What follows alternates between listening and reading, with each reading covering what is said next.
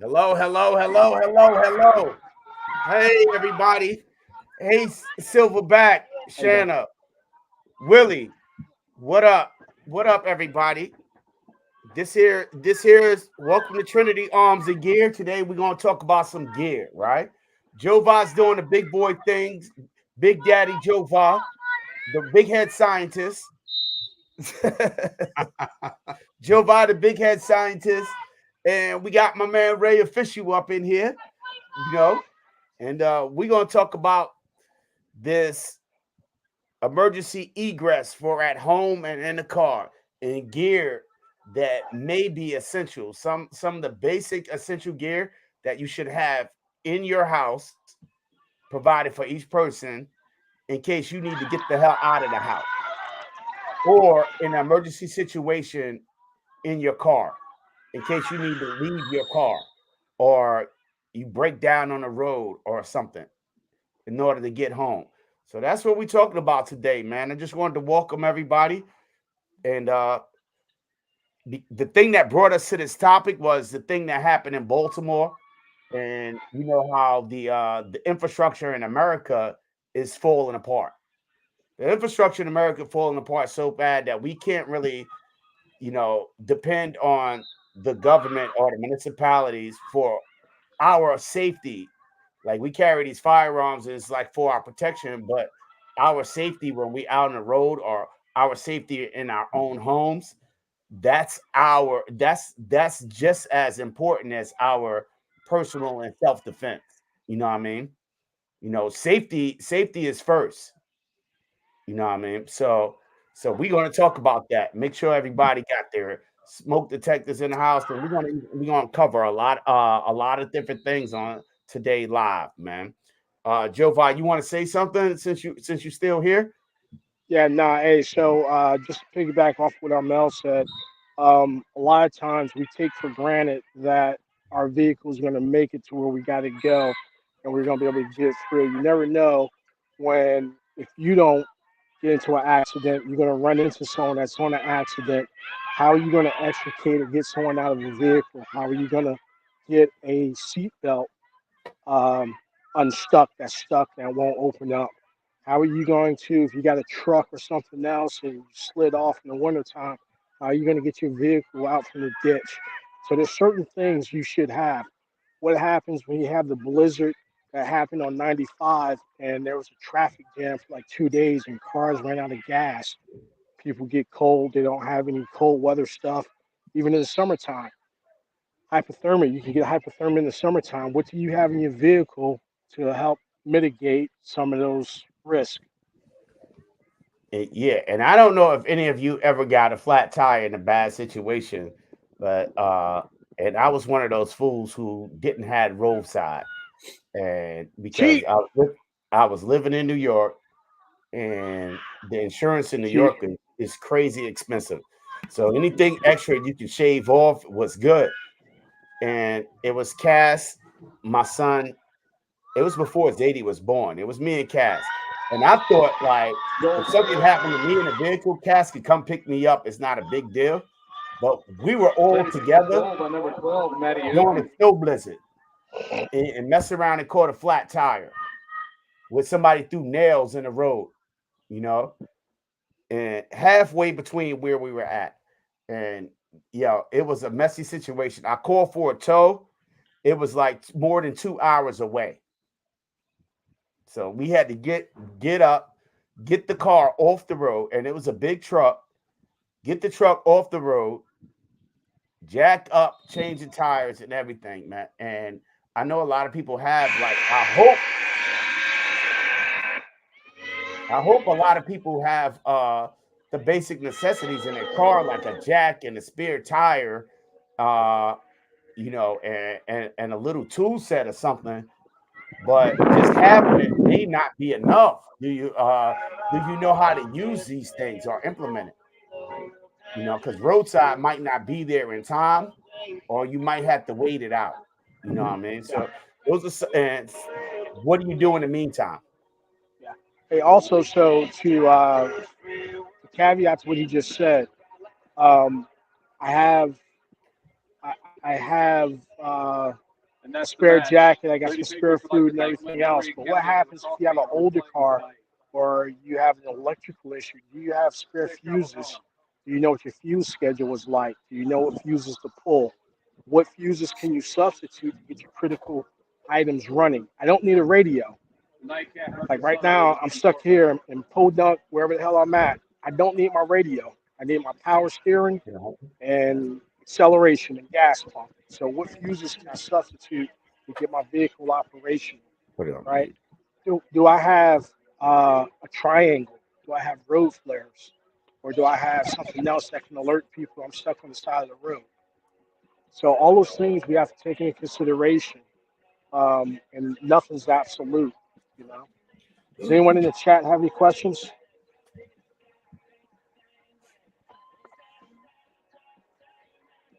That's telling me a story.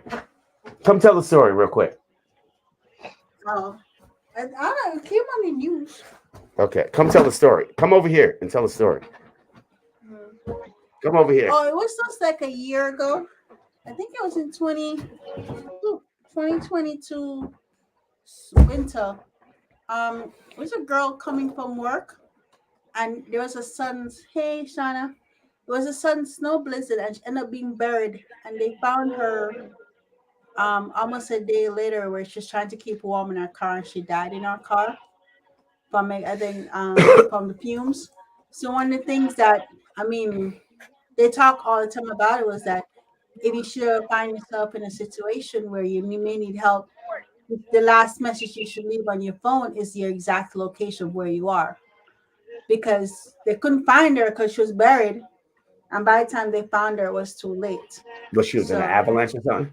yeah, I can't remember what state it was, but she was just driving from work and it was an avalanche thing, so she was buried and she was trying to keep warm in her car and she ended up dying in her car. By the time they found her, she was already dead. Um, Yeah. Oh, so Yeah, the so it's exhaust just fumes something, came back in. huh? yeah. The exhaust So fumes. so It so came on also the with that, Yeah, look at Cash shirt. what my yeah. shirt So says. also I with don't know. that, Look, there's let been me show y'all this. stories. It's Orion shirt. Yeah, look at Cash shirt. What it says? Read it. I don't know. Y'all can see it. Fuck Come being broke. closer. Fuck being broke. Oh, it's his son's shirt. It says "fuck being broke." I promise I ain't going back. Yeah, that was a saying to me. And then this is his Yeah. Hey. mom. So speaking about people getting in vehicle accidents and Yeah, I stuff, it's got his it. son's shirt. there's Yeah. there's been several stories of where people have, like down in Florida Close the door, or please. Louisiana and Texas, they ran off the road and everything else. Their cars was partially submerged, or there's a ravine and stuck for days, and they actually survived on like collecting rainwater and bottled water and stuff that they had in their vehicle and chocolate stuff like that. So also one of those things to take consideration. You should also have some type of vessel, a bottle, or something to where you can put fluids in if you have to, because sometimes you might be lucky enough if you run out of gas to get someone to take you to a gas station, but now how are you going to put gas in your vehicle? So have a container. Don't fall for that okey doke trick trying to put gasoline in a styrofoam cup. You're gonna look like a fool. Oh Don't my be funny, God. but Yeah, a you're gonna glass look like a bottle. fool. Yeah. Well, not even a glass bottle. I always say, like, if you drink a lot of water, get like a 1 gallon water bottle and everything else.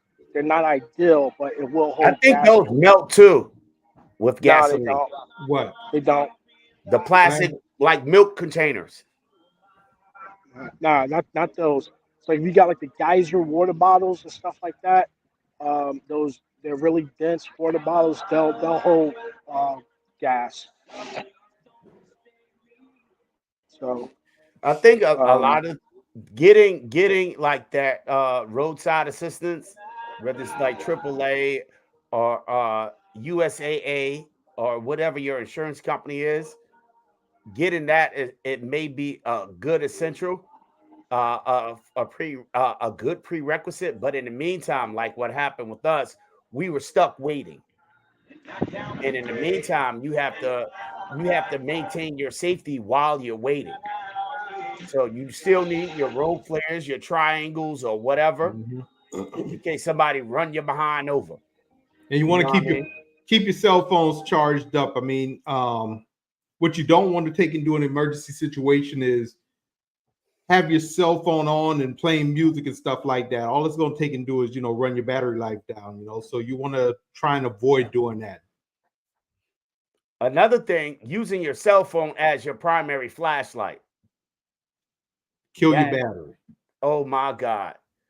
And believe it or not, and I want to say this, and it's a conversation I was having with Joe Va earlier, right?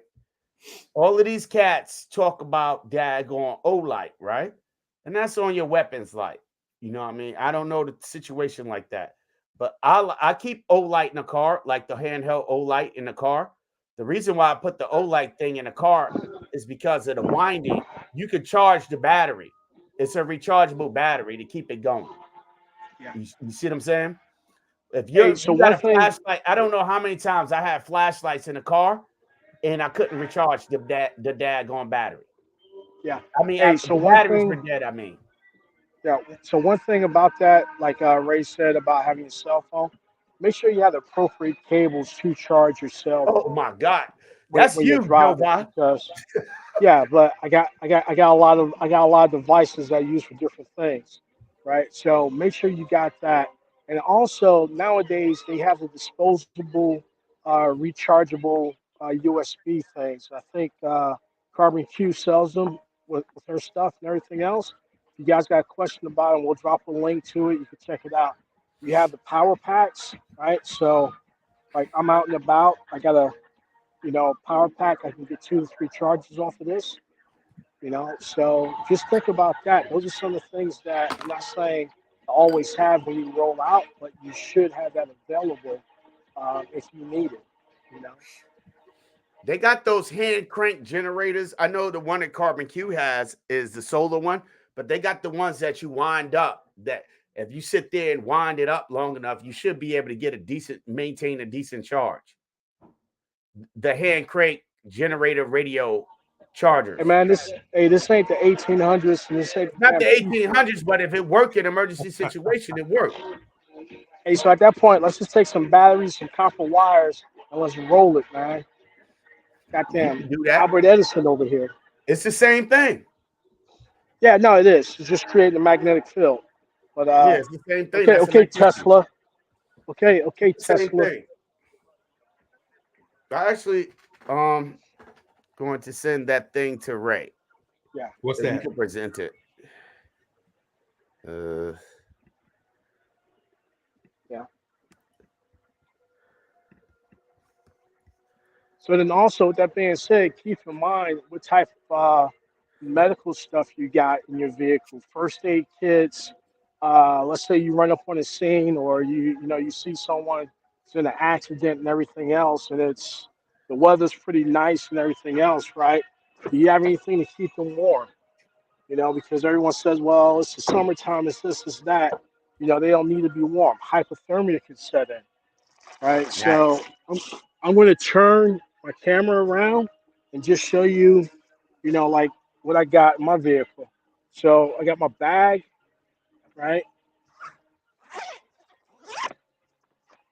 Inside my bag, I got a jacket, I got clothes, shoes, shirts, socks, everything else that I would need if I would get stuck or if I got to get someone else help, right? Got a kinetic recovery rope, right? Never hurts to have one of those. Of course, you got the truck gun, right? You and that damn truck gun. Don't diss Joe, man. No, I'll talk to you. So, a good game. So, even in there, right? Sweet Got Thumb, how you doing? got 3 Chris emergency Stevens. blankets, right? Got more kinetic ropes in case you got to pull stuff, and also got the buckles, Shackles. right, to go on them. Now those are buckles. Hey, good game. Shackles are things that go on your feet, right? So now when you go back in, you got more ammo, another box that's waterproof, and everything else that goes with that. So again, your setup's going to be your setup based on how you operate and what you need to do. Um, Does anyone got any questions? Hey, I can't see the chat, guys, so you gotta tell me. Yeah, No, I I'm haven't off seen a any mess. questions yet. I haven't All seen right. any questions yet. So, but there's a couple of things that I've seen. A lot of the items, like you could kit out your car per individual for relatively cheap. You know what I mean? The house is still relatively cheap. There's basic Yeah, things in your house safety that you ought to have. And some of those things are like simple things. Make sure your smoke detectors are working. You see what I'm saying? Okay, go ahead with that, Ray. yeah, yeah. So we put this together earlier today. So a couple of things that you're going to want in the house. First aid kit. I mean, well, you should have that in the house and in your vehicles, wherever. You want a first aid kit. Mm-hmm. Emergency escape ladder. You got a 2-story house. That's one of the things that you want to make sure, because you want to be able to get out that house. If your stairways are consumed by fire or whatever, you got to find another way Man, of getting out that house. what in the holy Batman shit you got going on? Hey, look, man, you got to get the hell out. I mean, I know what you would take. You just jump out the window and roll because you Joe Vi. Yo, we New York Hey, City. We got fire escapes. Yeah, shit, whatever. Hell, we Virginia. Ain't no damn fire escapes. Nah, ain't no fire escapes. Go ahead. Fire escape is what the hell you make it. Mm-hmm. Fire extinguishers. You want to have one on, depending on how your house is set up. You want to have if you're a 2-story house, you want to have one on each floor. If you got a basement, then one in the basement, your main level, and your upstairs area. So you want to have a fire yeah. extinguisher somewhere that Hey, you can get to also, it. the one thing about the fire extinguisher, make sure you get the appropriate type of fire extinguisher, because Yes. we've all seen a lot of us seen those films. Like if you're in the kitchen and you're frying up that good old chicken or that fried fish on Friday, and you get a grease fire. You can't attack a grease fire with a water-based fire extinguisher. The only thing you're gonna do is spread it, right? And also know how to use a fire extinguisher, know what it's used for, because sometimes the fire extinguisher isn't to put out the fire per se, it's to put people out if they catch on fire, right? But situation to dictate. You also should have a fire extinguisher in your vehicle. I didn't grab that 'cause I have to roll my Yeah. stuff out. Let me interject before we move on to the next slide, and add a caveat, just to let everybody know that there's multiple different types of fire. So there's electrical fire. If you have an electrical fire and it's sizzling, you don't want to throw water on that, because water is a conductor of electricity. You end up shocking yourself, and the fire won't kill you, but the damn electricity will. The It's the other amps, thing, man. It's the amps. the the, the amps, the voltage, the daggone, it will kill you dead. Some gonna kill you. That's all it is. Some's It's gonna gonna kill you. kill you. You know what I Yeah, mean? some If you gonna throw take you out. water on electric, it's gonna kill you. You throw water on the bleach, it's on the grease, it's gonna burn you. You know what I mean? But water is Burn your only whole good house for down. ash making fires, and it don't Yeah, even work good on that. So make sure you have some kind of chemical or foaming agent fire extinguisher that's yeah. readily And available. Those generally, the chemical agent fire extinguisher usually work on pretty much most type of it's fires. the ABCD type. It's Yeah, either gonna have that yellow powder and everything else. And also, one thing on another note, cool thing about fire extinguishers, if you're ever in the club and something pops off, you can grab one of those and hit the fuck out of someone with it or spray it on them. or if you It got like works. a carbon dioxide fire extinguisher, CO2, you could always turn it into a missile. Yeah, yeah, yeah. So a fire High pressure extinguisher is K actually a bottles. weapon system too. Damn, boy. Hey, look, y'all done went off topic. Hey, 19 19 minutes. minutes. What you 19 minutes, expect? boy. Yeah, I but mean, no. that's a Hey, new so record. Damian also Price, what's about up? those Integrity, what's ladders, right? up? Uh-huh. Just keep in mind once we get these things, whether it's a fire extinguisher, it's a ladder, or it's a one of those fire smothering blankets. Make sure you check it to make sure that's still serviceable. A lot of this stuff has a definitive service life on it, right? And then that service life gets accelerated based on how you store it. So let's say I kept that fire extinguisher in my truck and it's 100 degrees for 6 months. I might want to take it out and rotate it out, make sure that it's still good. Same thing with that rope, right? Some of them may or may not be UV protected and mold protected and everything else.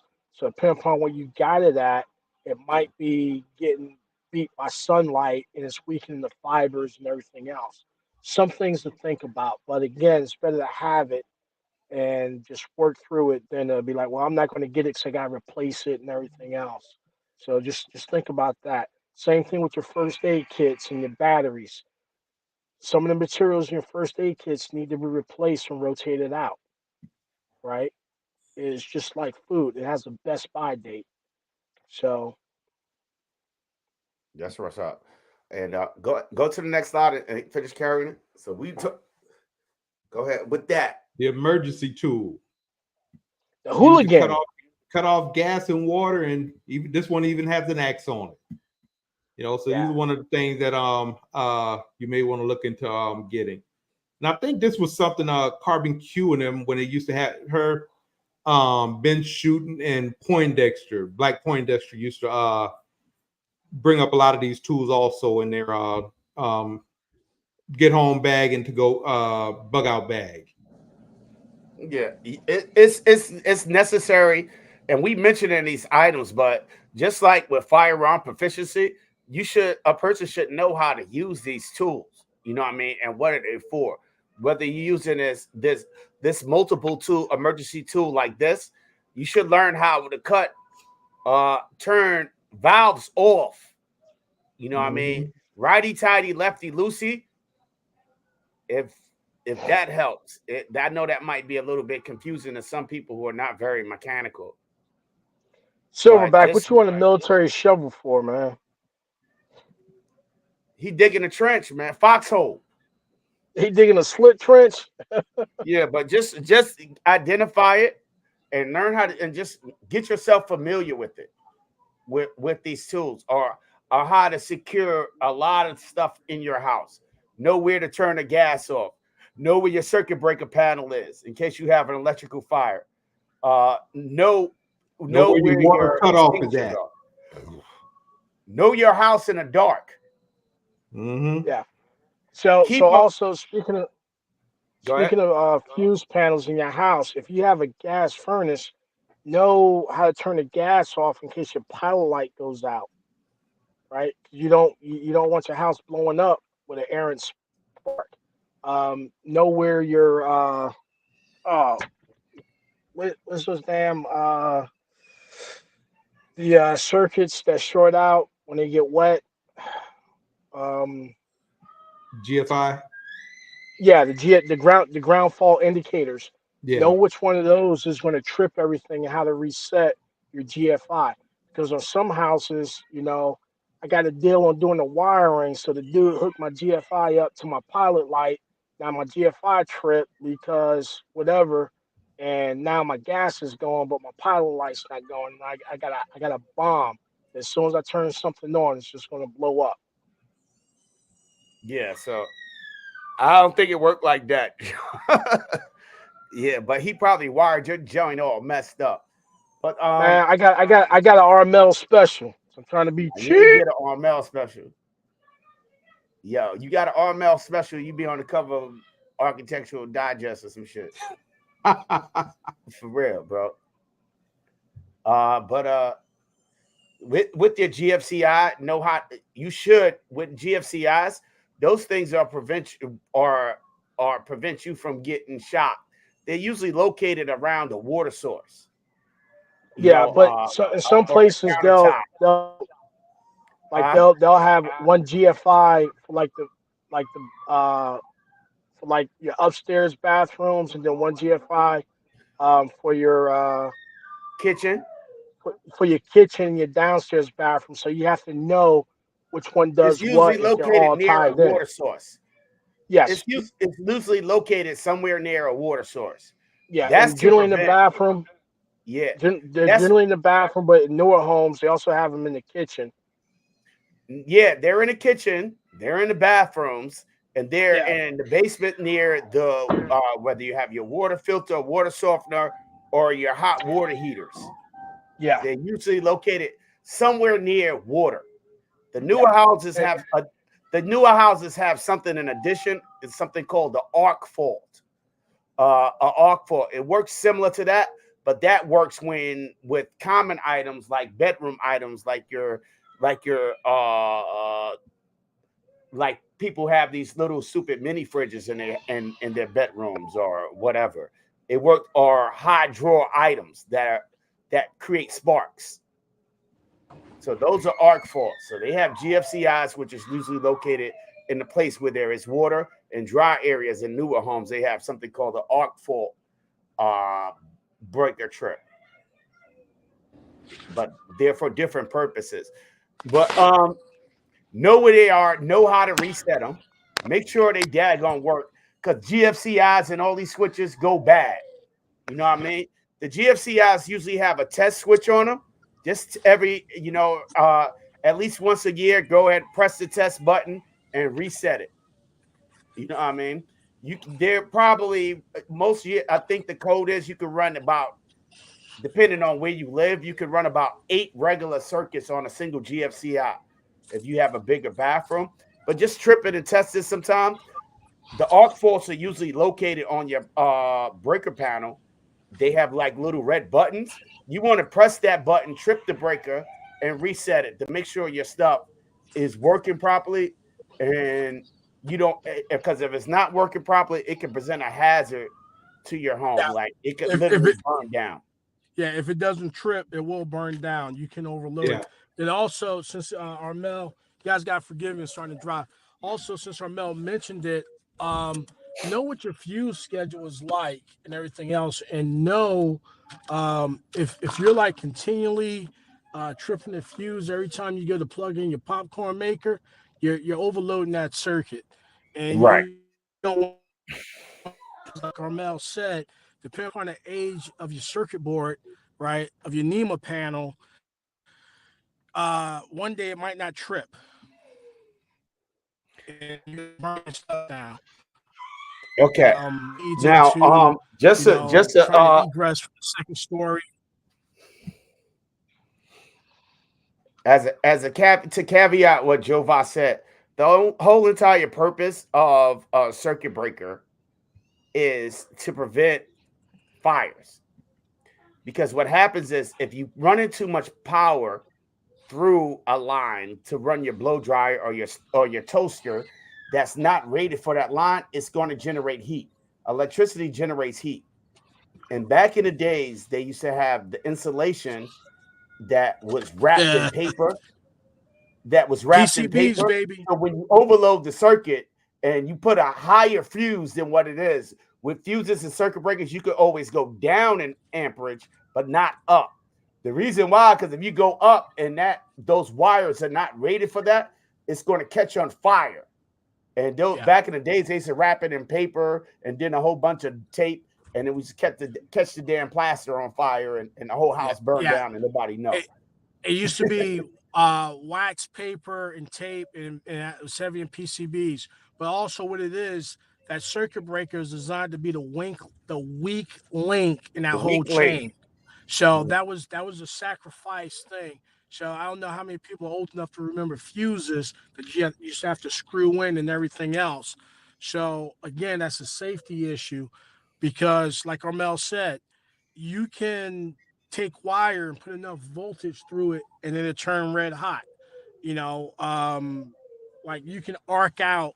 It's real easy to arc something out and to create a fire. Do it with Brillo pad. That's one way to start a fire. You get steel wool and 9-volt battery, or you get some strip wires and even a AA battery. You can arc out and start a fire with that.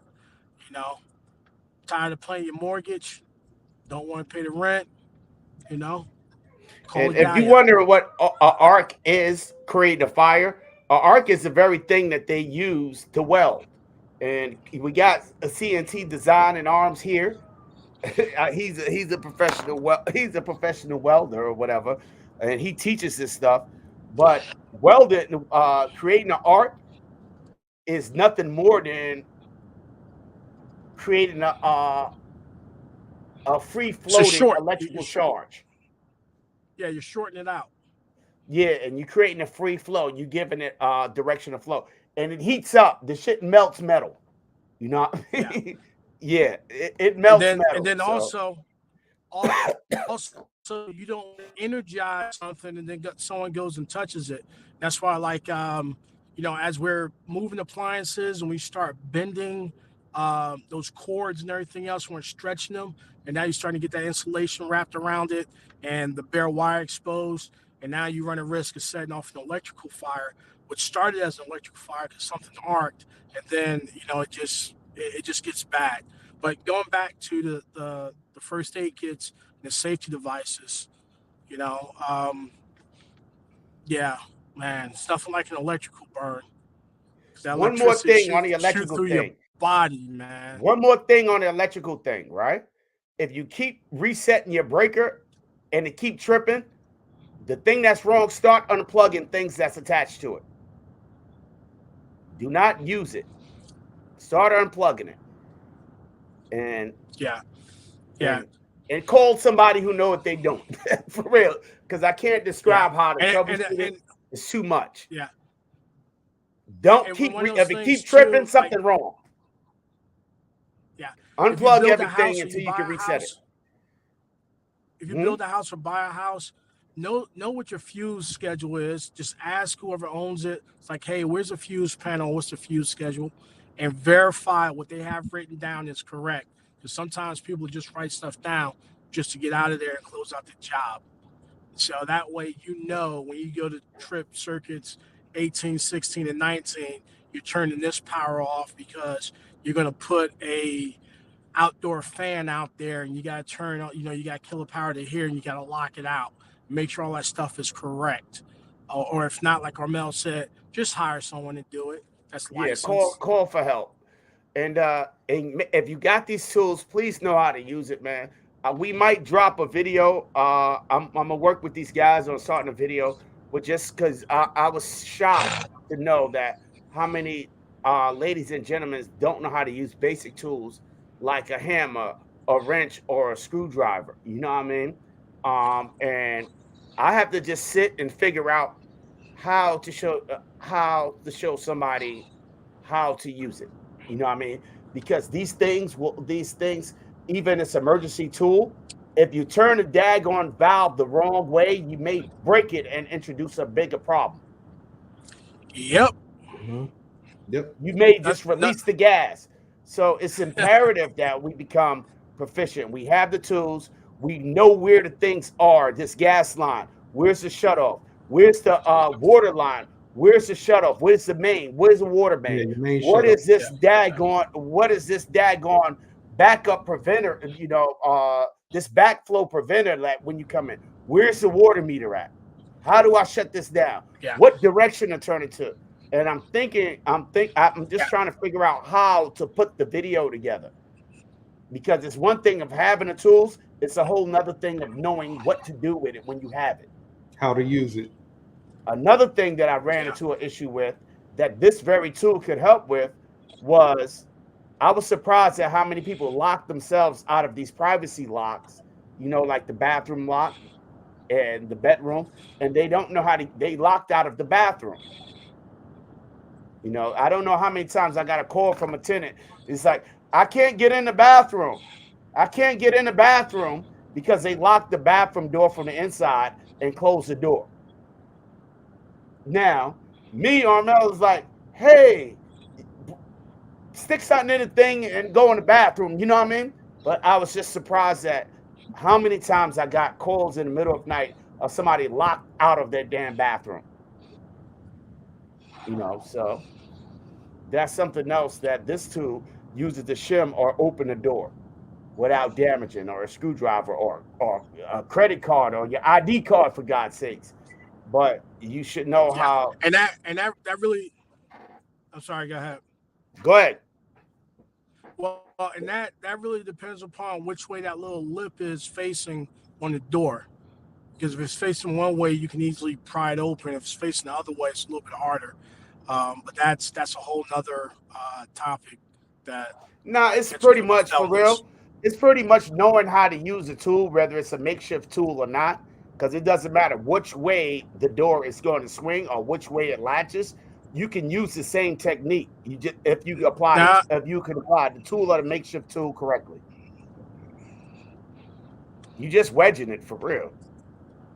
yeah, but there's a way when certain locks are put in there, and the thing goes into the receiver.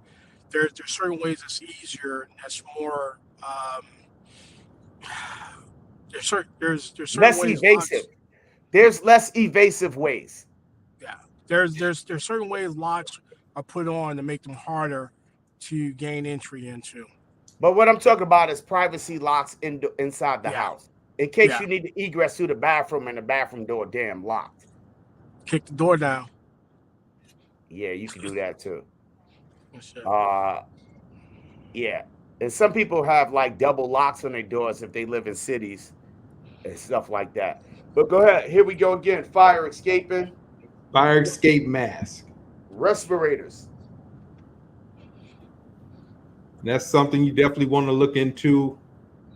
Like you're saying, if there's a fire or something, you want to you're not just going to be able to, walk out of a room and walk through there to get where you want to get, So you want to get something that's going to help to keep your eyes from getting, if you ever been in smoke, that smoke will start to, cause your eyes to water to the point where you can't see, and also breathing in that smoke, So you want to get you a respirator or something like that that you can use, but do your research on them because they have different ones out there for different things. So just do your research. What about they used to teach that shit in school back in the colonial days? How you when it's smoke you go low. They Yeah, still you teach get that in low. school. Yeah. Yeah, well, I don't think they teach that at school anymore, but it's still a principle because your smoke's going to rise up, and then your oxygen being heavier is going to sink down to the bottom. So you'll have more oxygen down at the bottom, close to the ground level. Now the problem with that is, depending upon what type of fire it is, because you start getting fine particulate matter, and if you can't see, you don't know where to get out.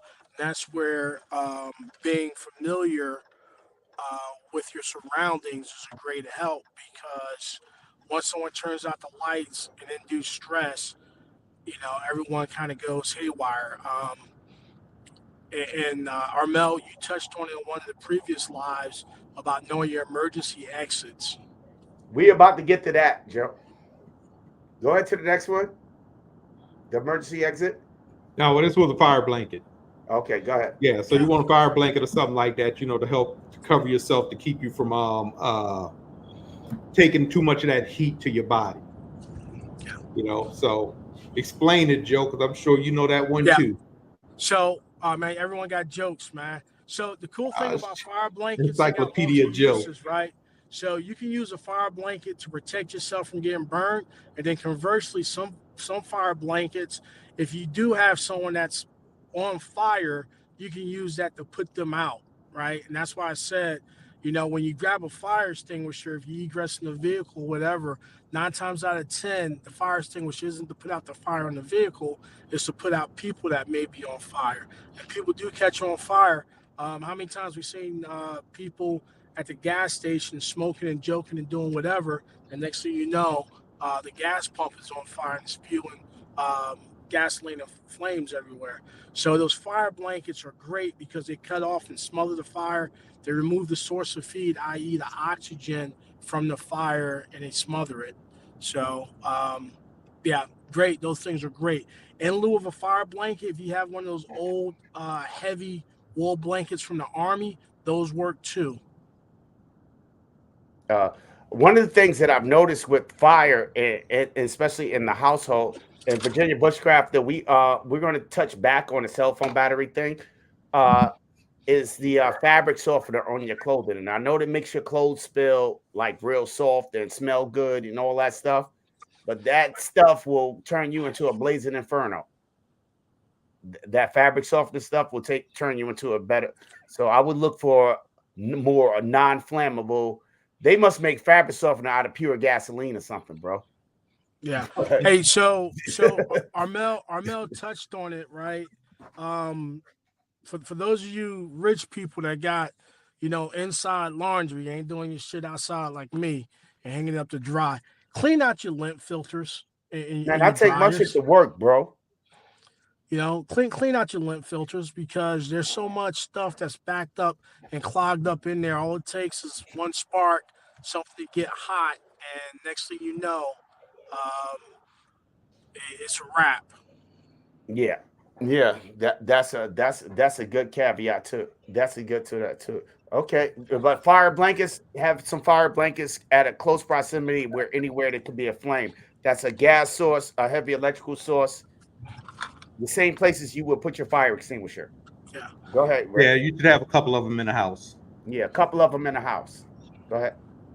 Now, who's gonna pay for all this shit? Yeah, Shit, you gonna pay for it. You don't want to make for sure real. And I looked at that. A lot of the stuff for fires and safety hazards you could probably pick up from the local fire department. I don't know how well funded everybody's place is, but here they have uh, emergency kits. But I don't know how where everybody live is. this shit. Uncle Joe will pay for it. That Joker Yeah, got all that I money. think Uncle Joe allocated the money, but some people just take the money and spend it. You know what I mean? In some jurisdictions, you know what I mean? I don't know how everybody local government work, bro. So I don't even know how this government really work. But usually at the firehouse, and they usually have classes on how to secure gas or water or just general stuff. So get yourself familiar. Information is power. Get yourself familiar with the local jurisdiction, whether it's the fire department or something like that. They get paid to teach you, or it provide you with information, and it makes their job easier. Yeah. You know. Yeah. So go ahead. Exits. You got this. You about to get off the exit, right? Joe. Right. What Oh, no. emergency exits?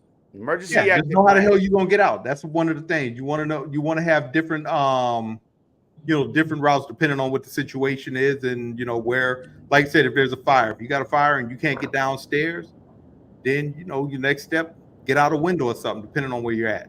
If you're down in the basement or something like that, and you can't get out, you got to figure out different exit plans, for different situations, or the what ifs. Yeah. Emergency exit strategy, and that's what. If Joe, you could tell us what exactly egress mean. Like Ray said, egress is simply, I guess it's French for get the hell up out where you at. It actually means to evacuate in an orderly manner, right? In a deliberate orderly manner, right? So um, that's all. So like you said, so if you have an exit, know where that exit opens up to, because I don't want to be running from a fire and go to a back alley that has a locked gate. Now I'm just caught between a burning building and potentially another burning building. So sometimes no plan survives initial contact. But I want to go back to one thing we didn't talk about: power strips. Um, Back during the Iraq War, they had Task Force Safe. A lot of people was buying power strips and they was being cheap about them. And they didn't have fuses in them, and they was setting a lot of structures on fire. So if you guys got power strips, make sure that your power strips, one, are UL listed. Make sure they got the fuses in them, and make sure they actually work properly, right? And because we got two things: we got power strips, and we got surge protectors, and they do two different things. A surge protector is a power strip, but a power strip isn't a surge protector. Yo, that's really daggone important, bro. But that's real technical. So we're gonna go right. We're gonna rewind it a little bit, right? The UL rating, like when you purchasing your phone charger from 7-Eleven, right? And some of them have this UL rating, but they're probably about $2 more or something like that. What that UL rating is, that certification means on an electrical device or on several devices is that it can withstand a certain amount of heat. You know what I mean? Not just that heat could be from fire, or that heat could be just from electromagnetic transfer. You know what I mean? If you get your 7-Eleven or your from your local gas station power thing from China and it's not UL rated, you run a chance of plugging this thing that's only rated for 10 amp or 1 amp. It doesn't have a transformer in there to reduce it into sticking it in your plug and after 5 minutes blowing up because it can't hold the heat. And I don't know how many people have like burnt up cell phone wires. Their cell phone wires shorted out and burnt out after two things. That's because it wasn't rated or your transformer. This is a transformer. Mm-hmm. The block that you plug your cell phone or something in, it's some of them are not rated. They let more out than you need or less out than you need, and sometimes they let more out than your wire can handle. Yep. So things have to match. That's why your cell phone burns out. Yeah. So in that case, higher is better. Yeah. So Especially what with we wire. say is save $2 and get stuck. Yeah, say $2, get stuck, bro. And that's for real. That's a hard lesson learned, bro. Yo, I know for real. I know electrical engineers that know way better, and they got the cheapest damn wires. Oh yeah, it's low voltage, and that shit burn out every time. They being Yeah. cheap. And again, that could be one of those issues why when you charge up your cell phone, it gets really, really hot because that thing is just pushing the. It's not regulating the amount of amperage that's coming through, and it's pushing all those volts, and it's just making it hot. So you have these things called thermodynamics, and the shit just gets hot. We'll just leave it at that. Heat transfer is every heat. We ain't even gonna get into the science of it because I'd start nerding out and get stupid. So let's geek out, man. Let's geek out. I ain't gonna geek out today, man. I got a long drive. I'll leave it to the big head scientist, man, Joe Bach. Geek out. I got a long drive. I'm just your local neighborhood hood cat. I don't know nothing. But yeah, hey, so what was the next thing? Hey, sorry for going off. So we talked about exits and everything else. And understand what's down there. And then also, like, if you're in an emergency, if you got an emergency kit, first aid kit, whatever, as you're leaving the facility, grab that first aid kit because someone could get a cut and you might have to do first aid or buddy aid on the outside once you reach a safety place or a safety zone. Also, identify how far away, if you're in a building or a car, identify how far away you're going to go from that dangerous area. Because, all right, I made it out the building, but I'm standing right up under the stoop. Now I got everything's falling down on me. Like, you're a dumbass, Q. Yeah. But for real, like, especially in your household, know where all the exits at, whether it be easy or hard. Know your house in the darkness, in the smoke. Get low, like they used to tell us, and I don't know if they still teach that, but when I was in elementary school, get low and go. Get low and go. And have a meeting area, a pre-planned meeting area in case of an emergency in the house where, even if you're in a separate part of the house and the kids are in a separate part of the house, you check they're gone. When you get out, have a place where to meet. Yep. A place to organize and meet. And I would recommend a flashlight in every damn room. At least a flashlight in every room. I would recommend more explosive proof and fire resistant flashlights. You know what I mean? With these surge protectors and these things, stop plugging a whole bunch of stuff into one outlet because it's not designed for that. Yeah. I'm just trying to look at the chat. Excuse me. Yeah. So one thing also is, recommend you got all this stuff by the door. Have a little bag that if you're running out the house, like I said, you're gonna grab that because in all the excitement, someone could have bumped their head or someone could have did something, twisted the ankle. You could put a cold ice pack. It could be raining, so you got one of those little emergency blankets or ponchos, that you could throw on them to give them that comfort and have them calm down. Because people can and do go into shock when they experience a traumatic event. And running out of a burning house is somewhat traumatic. And I'm gonna And address Tech Money. Tech Money said he has like a Silcock key and in For every bag. turning on water. Yeah. Yeah, but Yep. a Silcock key has its a lot limits. If you're in a residential area, you know what I mean, it might not work. Might having like a regular crescent wrench would probably be just as good if a handle is broken off or something like that. But just knowing what righty tighty lefty loosey would be, if you there's plenty of things on YouTube about, and y'all could probably check some reference channel about how to open a water or how to open a water source, because or how to shut a water source down like from the main, and you probably would need a T wrench or something like that. You know what Yeah. I mean? And Stuff. and one caveat, a warning: if you didn't pay your water bill and they turned off your water, don't go out there and turn it back on, man. I do that shit. What the hell you talking about? That's My called water bill theft. astronomical, bro. That's called theft of services, man. I turn that shit off. Come back and catch me. I ain't do it. Hey, and don't put Still that's cock. magnets still next to caught your key. electric meter. Hey, don't put magnets next to your electrical meter either. It don't work It no more. don't They work. made them digital now. It don't work no more. I learned how to do that when I was a kid. Uh, You put 100-pound magnet on that bitch and stop it from spinning. 100-pound magnet, man. 100 hey, pound magnet out of Radio Shack.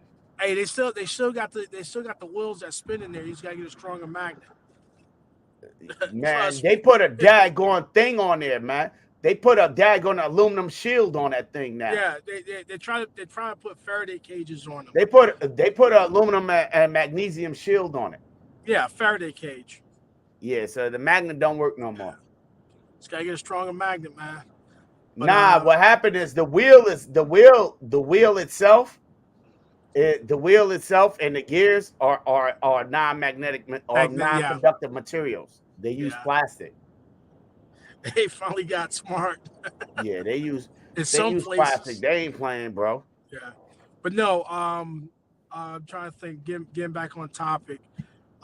Also know what your house is made out of, because like if you got one of these polyvinyl, three-sided polyvinyl with a brick veneer, that brick's going to last a lot longer than that polyvinyl. And when that polyvinyl burns, it's going to let off toxic fumes. So you want to Well, get that away. that that's it's a caveat to that. I have a house that has vinyl siding and these chemicals. Even these things, let's get back to that UL rating. Even these things like some of the vinyl that on your house that are made of flammable materials, and some of the particle board or sheet or Gypsum. OSB sheathing that's on your house, those Yeah. also have a UL rating to where the chemical bonds don't give off that offset gas Uh, that'll kill you, or burn. yeah. They have a burn limit, like a time to burn, to give Yeah. you No. time What to they do egress. is they have a flash point. Right. And they will give off toxic fumes and chemicals. They have a At a flash certain point. point, at a Yeah. certain point, that point is established by their UL rating. And that's what it's And supposed to be. But also keep in mind, you got this stuff called fine particulate matter that you will be inhaling and ingesting and everything else. It's the right, same thing that we're fighting right, with the right. toxic burn pits from You're over correct. there and shit. So, but just keep that in mind, right? Also Hmm. keep in mind the stuff that we have in our houses, the chemical cleanup that we need to have under our kitchen sink and our bathroom sink. Yeah, I got dish detergent, furniture polish, fucking you got acetone for nail polish remover, acetone for other stuff, uric acid. Oh, my fault. I'm thinking about something else, man. Bomb recipe 101. But no, but just think about, you got bleach, you got ammonia, all these household um, supplies. Now, here's another one, Armel, you might like this. Your new refrigerators, they changed out the refrigerant from R134, 134 alpha to R600. R600 is butane. right? So let's say if you do have a fire or you have a leak in your refrigerator or your freezer and it's filled with butane, if you're a smoker, you run a risk of blowing your whole damn house up. We ain't even gonna get into refrigerants for real, because one of the first refrigerants that was common in households, and the technology is going a lot in reverse, was propane. Yeah. Well, they're back to butane now. So yeah, so the technology is going a lot in reverse, and because the refrigerant, our air conditioners and our refrigerators are closed loop, uh, and those things that mutate offsets gas so goddamn fast that unless you already got a nice spark or a fire already, it's not gonna blow It because shouldn't. it doesn't expand fast enough. Yeah. It doesn't Well, move fast enough. yeah, but the problem is that if you get that perfect uh, confluence of events and everything else, if you Yeah, it's a got like perfect.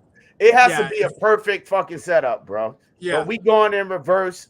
The technology is going in reverse, and I don't know if it's for good or for bad, but I don't know because they mixing old stuff with electronics. Yeah, they're just finding cheaper ways to do things now. Yeah, yeah. I don't know if it's for good or for bad, but we live in fucking germ trap death traps. We hey don't open the man, windows no more.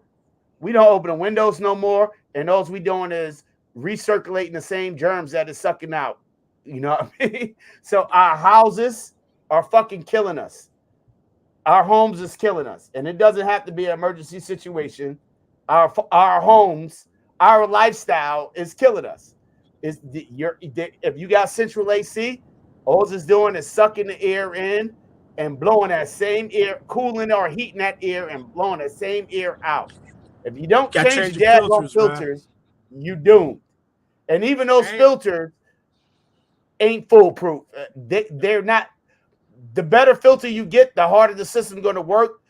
The shorter the lifespan. yeah, You know and what I mean? that's one of those You get things the where you cheap get filters, it's not doing anything but keeping the dust off your blow off the equipment. So you damned if you do, damned if you don't, and it's a germ monster. Open the windows, turn the daggone central air off, and get some air circulating through. Get a fan. You know what I mean? Old school style, and drink some cold water and relax. Some hey iced tea. You know hey what I mean? Armel, let me ask you this question real quick. What Hey up? Armel, hey, you got your AC running? You got your HVAC system running? Yo, man, my shit broke, bro. Mine's is broke, bro. I just was complaining to Ray about that earlier. I gotta replace my shit. Just open the windows, man. Yo, You I'm need to cheap. replace. That's what I'm about to do. I'm cheap, bro. I gotta replace mine, man. They charging an arm and a leg, bro. Yeah. I was like, Hey yo, I'm Ray, old school. I'm from What the hey up? hood, Ray, man. I'll turn the fan what's on and next, get a man? block of ice. Huh? What's next? What's next as far Oh, as that equipment? was it, man. I mean, that was That it. was it. The emergency exit route. I mean, that's for the house, and also if you got to leave the house, you know, Yeah. having knowing the roads or whatever in your neighborhood and outside your neighborhood or wherever, you want to be able to get to where you're trying to get to if you have to, leave hurricane or something like where we're at. We're not too far from water. So what we want to do is go further inland. But you want to know which routes to take. Yeah. And that's another good thing. If you have to leave your house, bug out, bug in, whatever you want to call it. If you have to leave your house, what are you going to bring? Do you have a deliberate plan that says I'm bringing this, this, and this?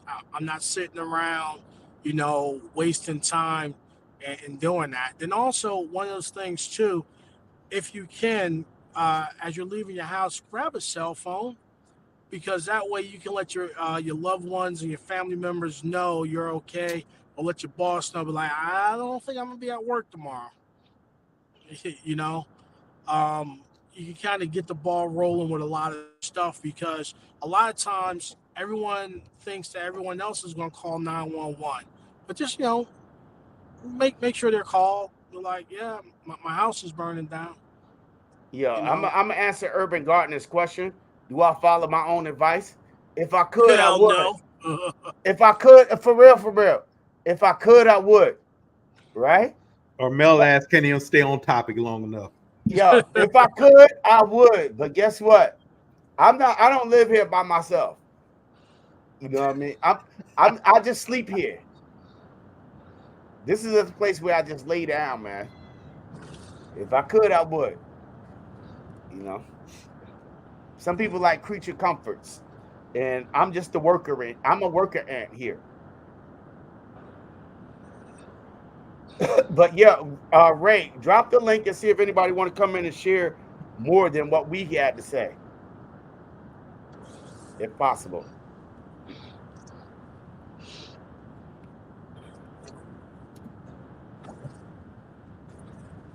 The link is dropped.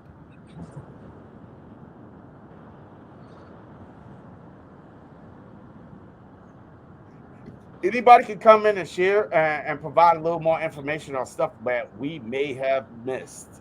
Yeah, because we don't know it all. We don't know it all. I know how to work tools, and I know how to kill somebody in their own house.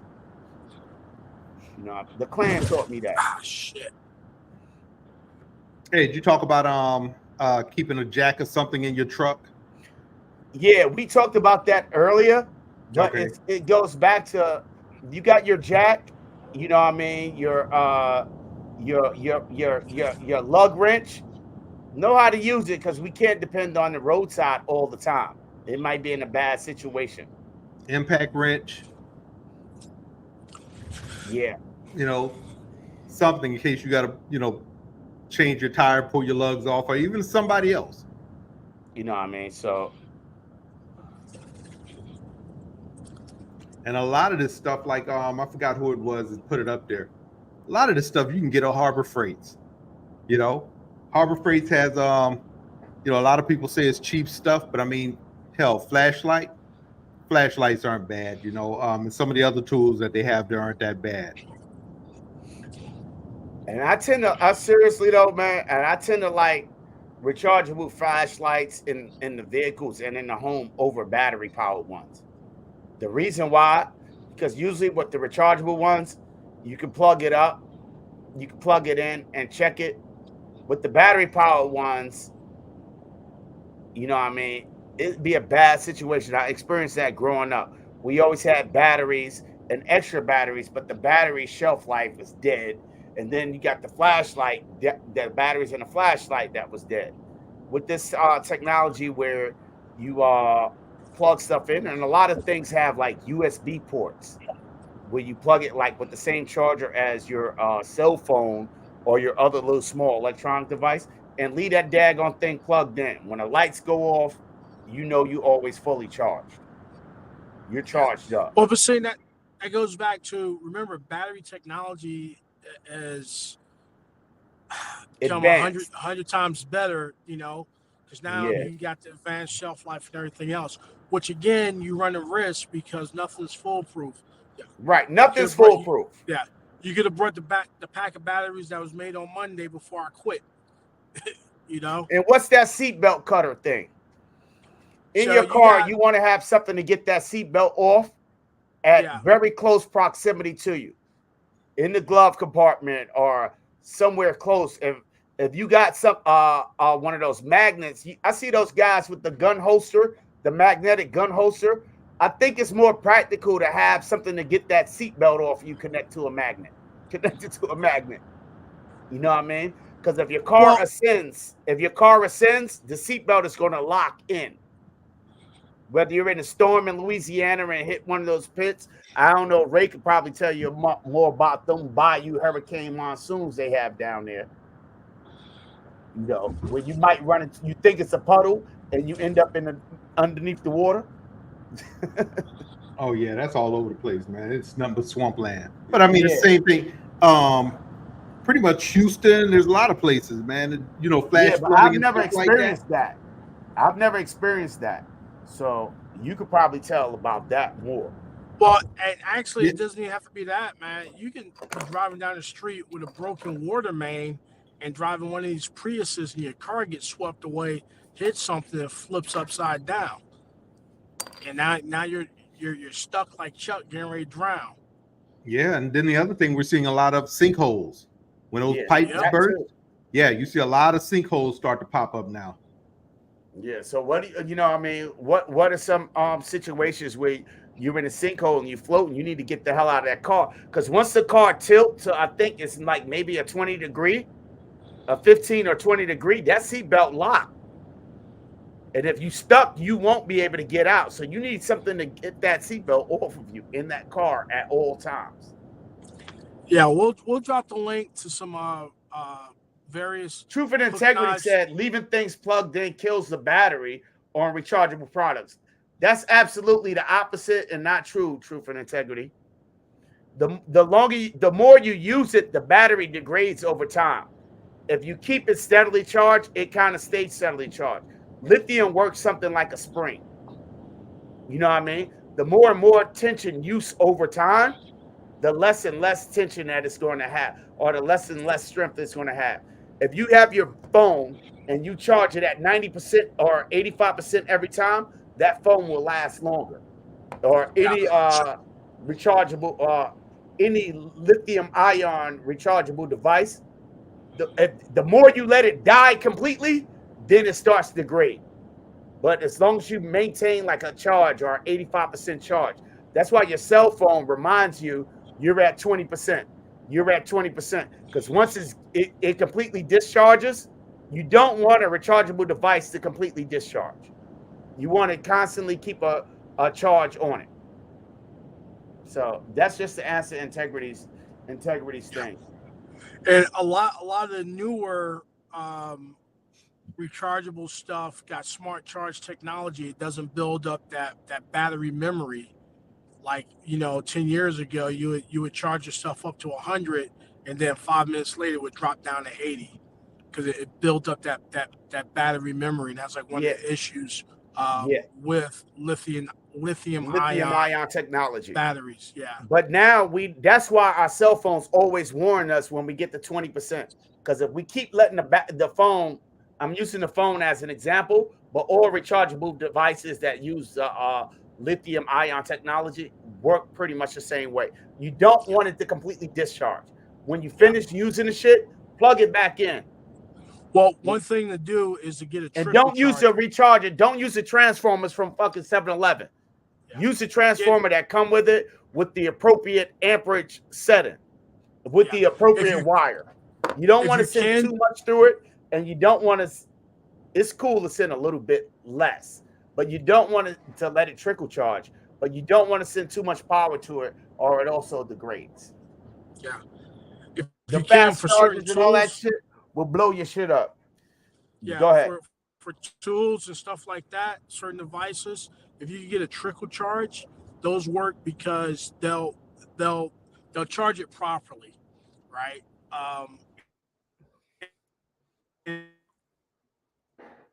But it's So like cool a for lot an of emergency devices, situation. like your battery jumpers and like your battery jumpers. Hey, did we talk about vehicle recovery and having one of those all-in-one battery jumper things instead of this taking the jumper cables from car to car? Because a lot of people don't know like how to jump start a vehicle. I don't know how to jump start a vehicle, Joe. How do I jump start a vehicle? You fucking with me, right? What side did red go on? You fucking with me. Yo, for real, man. I ain't know how to jump start a vehicle, man. I tried to jump start.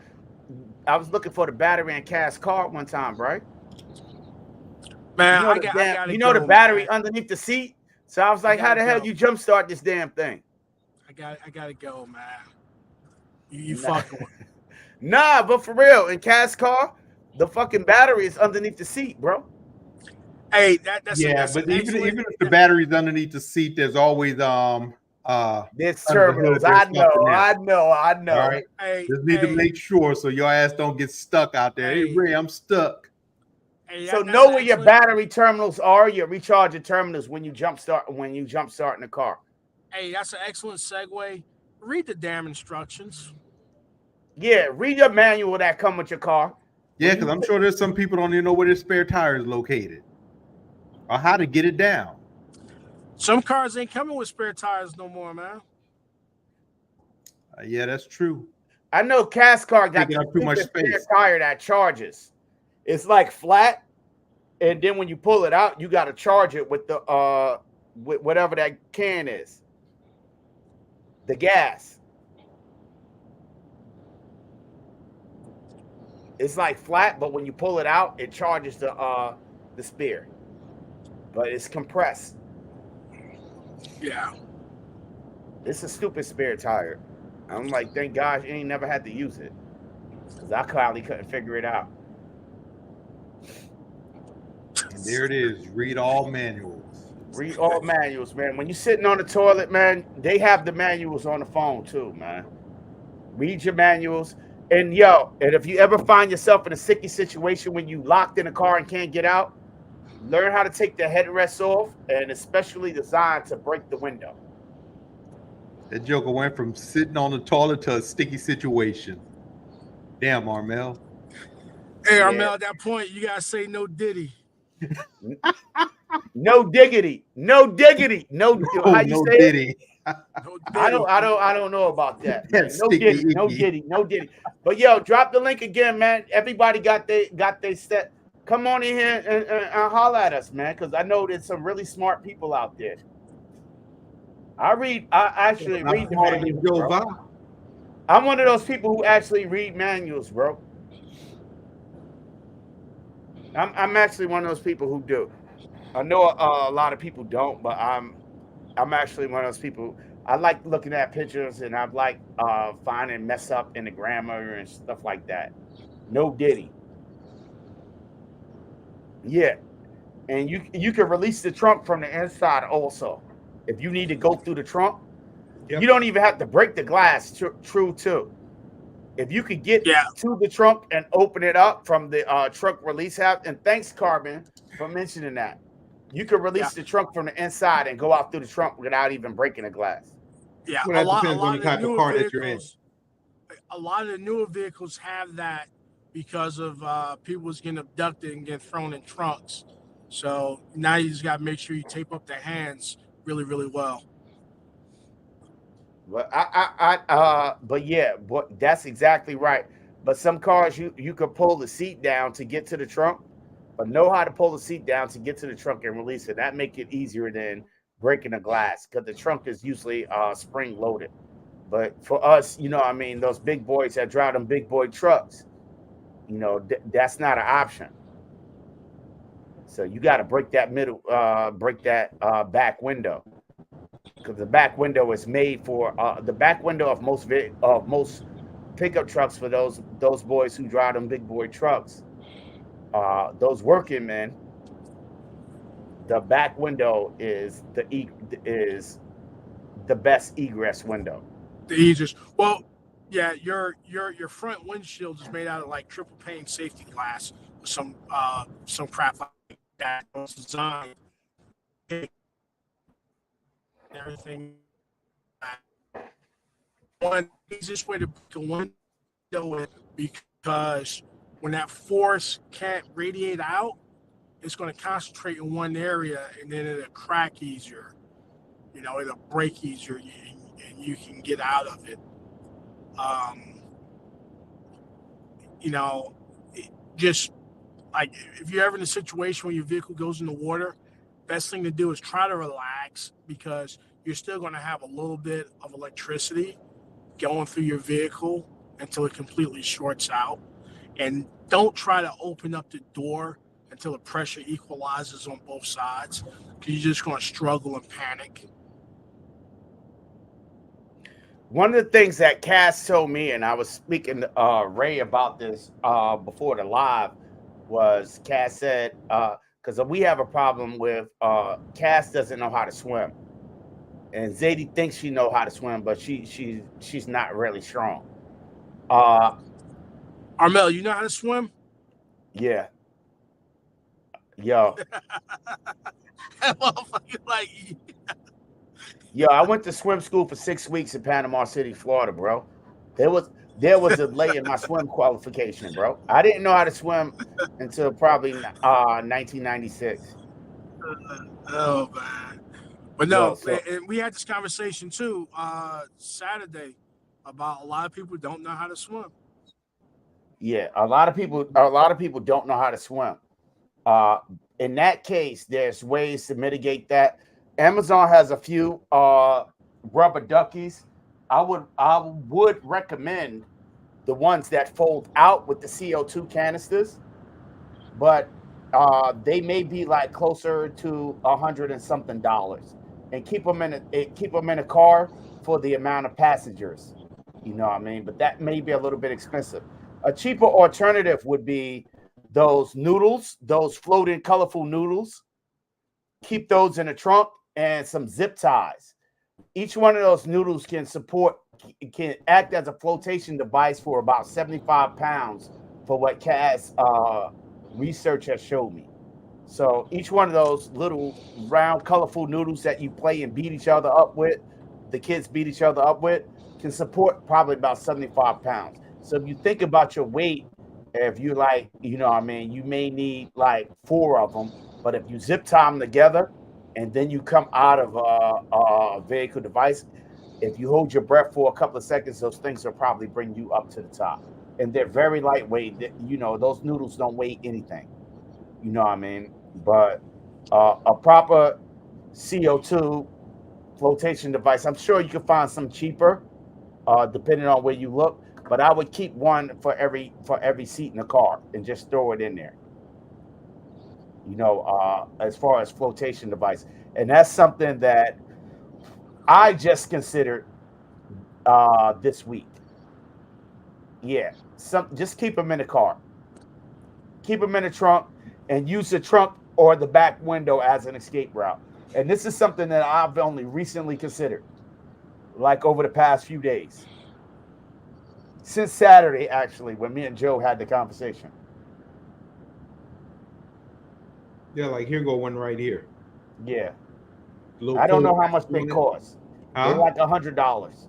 Yeah, it's like $100, man. But I mean, $100 to save your life, Yeah, shit, well worth it. but until then, I would suggest those noodles. Those noodles you can buy from the dollar store. Yeah, but you're gonna have a whole bunch of noodles stuffed Yeah, under you your have a seat. whole bunch of noodles in a car until you build up your Gucci shit. You know what I mean? It's a journey. You know. Yeah. And speaking of that, depending upon where you're at, if you're in some place that has a lot of water and everything else, it it might not be a bad idea to have a holy shit to have a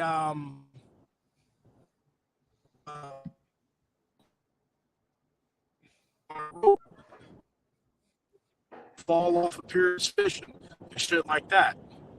Now, I'm not jumping in to save you. I'll throw you a life ring. AJ, you might need to get one of those motherfucking noodles or one of those right there. The silverback said he need about 25 of them to stay afloat. Yeah, well you better spend that if you need 25 of them, they're a dollar at the dollar store. You can spend that $100 and get you a vest. Because I think those vests support up to like 500 pounds, bro. Yeah. Well, I a think lot they're of the different vests, ratings, but I yeah, a think lot of the those. vests, they'll keep your head above water as long as you're conscious. But this one here, the ones like this for the front panel, they bring your whole body up, bro. Yeah. Well, all right. So back in November, we had five dudes die in a helicopter crash. Right? They hit the water. Boom. They were going fast and hard into the water. Right? Three of Mm-hmm. them drowned. They had on flotation devices. Right? Mm-hmm. Um, but they wasn't conscious. So their bodies was out of the water, but their heads were still in the water. So that's how they drowned. So again, a lot of those things is based on if you're conscious or not. So we have to take that into consideration. If you have it in a car and you got out of the car, you're pretty conscious. Well, but Armel, all right, these If you guys, never got out the car, you're not conscious. You're all hit right, already. Armel, These guys got out of the helicopter that crashed. They activated their shit, so that meant they was conscious. Okay. At some point, they went unconscious and they drowned. So you could be conscious once you hit the water, depending upon how long you're in the water for. If Okay. the water is moving, you can get hit in the head with something and go unconscious and You're go into a right. face down position. You're right. But a lot of the first vest that Ray showed, the first one, that one was around the neck. So it reached that Yeah, little skinny one. that was a yoke collar and everything else. One Yeah. of the issues with those is once they inflate, you lose mobility. So all Right. of these flotation devices got pros and cons. They Right. got they got the Pecky TFSs that go on your belt and everything else, and they're like LPU-10 bladders, they're Mustang bladders that inflate up under your arms. One of the problems with them is, again, if you're conscious, it'll keep you in a head up position. If you're unconscious, people tend to go face down. That's one of the issues we have in the community across the PJs, the Coast Guard swimmers, and everything else is when someone goes unconscious, you got a big head, you're going to go head down into the water. That's like with kids in swimming pools. Most of the kids drown in like 6 inches of water because they go head down. They go face down into the water. And that's one of the things we're trying to figure out. How do I keep an unconscious person from going head down? And no one's fucking figured that shit out. This is a You know? crazy shit. So I'm gonna tell, and this swimming thing is dead serious, man, because I didn't know how to swim till 1997. You know what I mean? What happened with my particular situation was I had orders to transfer to a unit, and that unit was had to be deployed. I had to become a second class swimmer. In the Navy where I was in, all you needed to do was learn how to float for 15 minutes, and they teach you that in boot camp. So I could float for 15 minutes. I was good. You know what I mean? Hold your breath, tread water for 15 minutes. You good to go. That's that the flappity flap, right? Roll So over on your back. so what happened is in 1997 I got orders, and those orders came with I needed to have a swim qualification. It also came with a promotion. So at that point I was a third class. I needed to put on my second class chevrons, E5 chevrons. I had it, but I couldn't put it on until I took the assignment. So it was worked out that I go to a swim school. They sent me out to Panama City, Florida, and I had to learn how to swim from scratch. A third class swimmer is just a general basic swimmer. A second class swimmer is you had to do, you know, a couple of different things.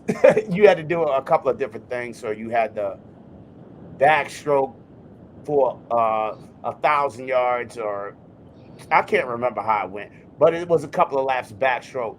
You had the I forget what this thing is called, and then you had the breaststroke for however many yards, back to back to back, and then you had to tread water for like 30 minutes or some shit. I don't remember exactly what it was, but I had to learn all that stuff from scratch. So we literally went in the pool. We got there at like 7:30, mustered at 7:45. From 8 o'clock to 4 o'clock, we were in the water. We got out of the water for 1 hour for lunch at 11, from 11 to 12, but we was in the pool. In the pool. It was just so tired and exhausting, but I had to learn how to swim because I chose that life, and I love the dough. I wanted my bread. I was like, I got this. I need this. Anyway, it was a fun experience. You know what I mean? I was so tired from being in the pool, I didn't really even hang out in Florida during spring break. You know, it was kind of like this time of year. And I didn't get a chance to enjoy it very well for the entire 6 weeks. But I would recommend that everybody at least become a basic swimmer, because it's a life skill that will save your life. Especially with African Americans, I think we were scared of the water. We were taught to be afraid because if a slave knew how to swim, you couldn't keep them. You know what I mean? So I would recommend that everybody learn what at least invest in yourself, And that's a skill that we have. And one of the things I learned that is swimming is a very natural thing once you get over the fear of the water. But anyway, that's me. Let me shut the hell up. Go ahead, guys. Guys. Still here. Nah, go Yeah, ahead, man. I'm still here. yeah. I'm just shutting the hell Was up now. I'm putting myself on mute. I've talked too much. yeah. But yeah. So it's one of those things. Yeah, if you can, and I think some places offer free swimming lessons or water safety courses or whatever they're calling them. You Yeah, know, it doesn't hurt to learn the basics of CPR. I don't know if Whiteside Tactical is in the chat tonight, but check those guys out. They run one hell of a life BLS and TECC course and everything else, and they'll get you right. But there's certain things that, like Armel said, you should learn and be competent in it. the worst thing about swimming is getting over the fear of the water. Once that's done, and that's more mental than anything. Swimming is very natural, but if you know what I mean, once you get over the fear of the water and you learn how to move the water, you're fine. All the rest is just breath control. Your lungs are a natural flotation device. Like Ray showed the life vest. All that is a replication of your lungs. You're going to put air in your lungs and use it to float. You know what I mean? At least learn how to float or to tread water, because it really would save your life in more than one situation. It extends your life range. See, and I'm just the opposite, AJ. I'm not jumping on no plane. I ain't no jumping out no plane ass dude. You know who the jumping plane out of the plane ass dude is? That dude Joe integrity, man. and Joe. Yo, Joe ain't jumping out. Joe can't even walk to the parking lot, bro. Man, shoot, you crazy. Joe, Joe, a former jump out of the airplane ass dude. Joe said he's a jump instructor. He used to be. Joe ain't jumping out of shit. Integrity ass is one of them jump out of the airplane ass dudes. And then he'll talk about everybody on float. And Whiteside is right here. He says, we're here and willing to teach anyone anything medical. You know what I mean? Yep. And I'm glad Whiteside is here. Hey, But yeah, but Armel, medical, I got a birthday present for you. what? You'll see. My we gonna birthday do this at coming about up in 14. August, man. I'm waiting. I know. We're gonna do this about 14,000 feet up in Suffolk, Virginia. I got you. Nah, for real. Me and Cass was right. Me and Cass we was gonna do the eye sky yesterday, but we didn't realize how late it was. The what? Yeah, He the had eye to go to fly. school today. The Yeah, eye the eye fly. fly. Indoor Oh, the indoor. skydiving. Now, see, I try that. You'll try that? I'm not jumping on no plane now. Yo, Nah, let's hey, set it up. Armel. Let's set it up. I ain't, you know. Armel, I got you in August, man. I'll be up in Suffolk. We're gonna go to Suffolk, Virginia. We gonna go out there. I'm get sorry, it I don't do the Hampton Roads area, bro. I get PTSD down there. Whatever, man. I don't do Okay. that area. Okay. Yeah, I'll meet you down there and I'll watch you jump. Yo, that's race stomping grounds down in Hampton Roads. I don't do that area, bro. I get PTSD.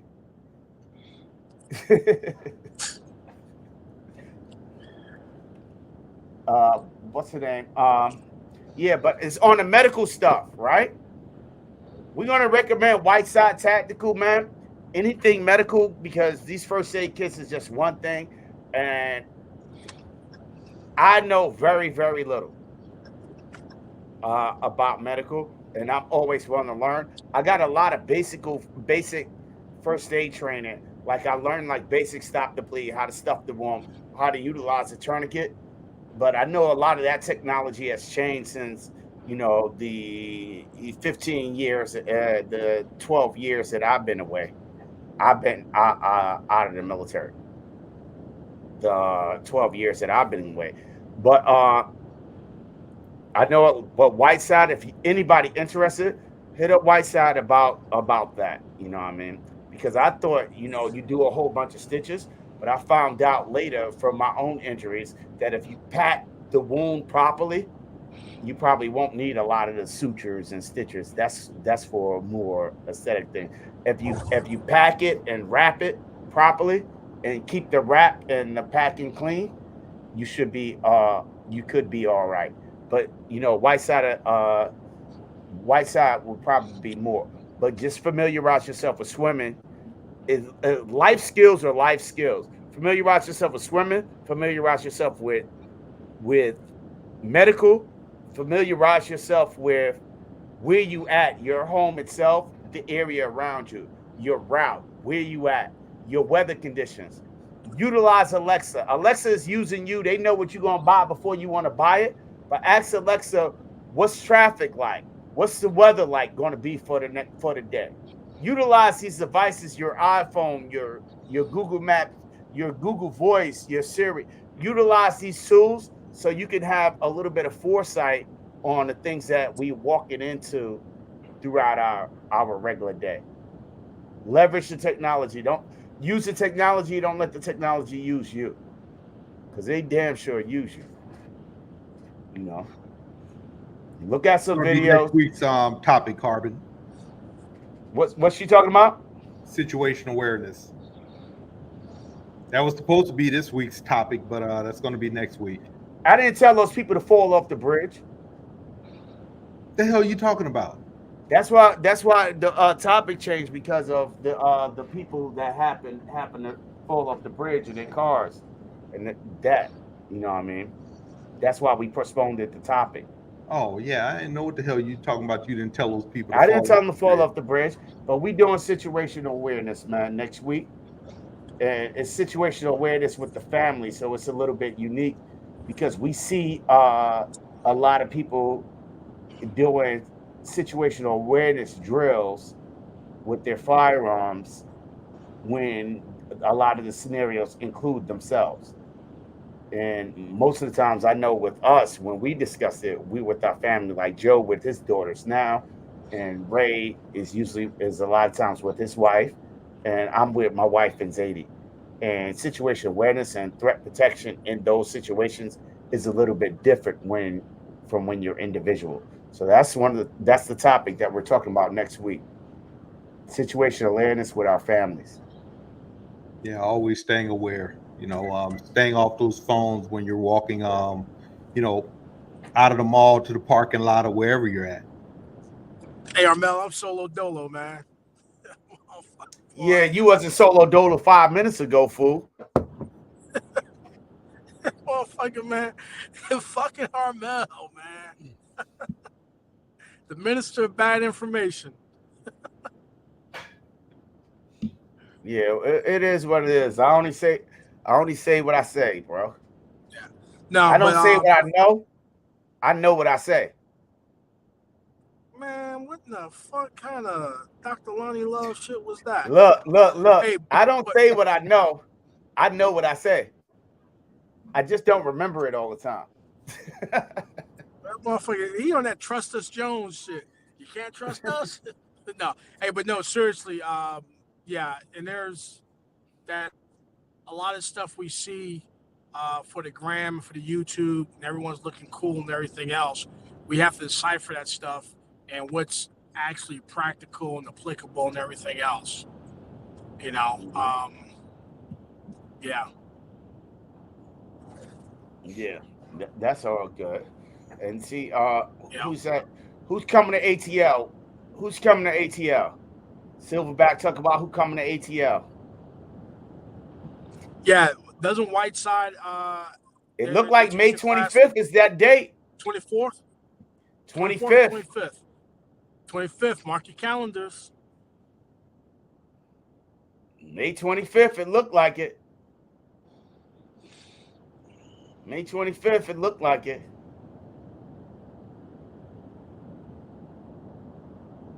Yo, I'm like a bucket. You can't tell me, yo.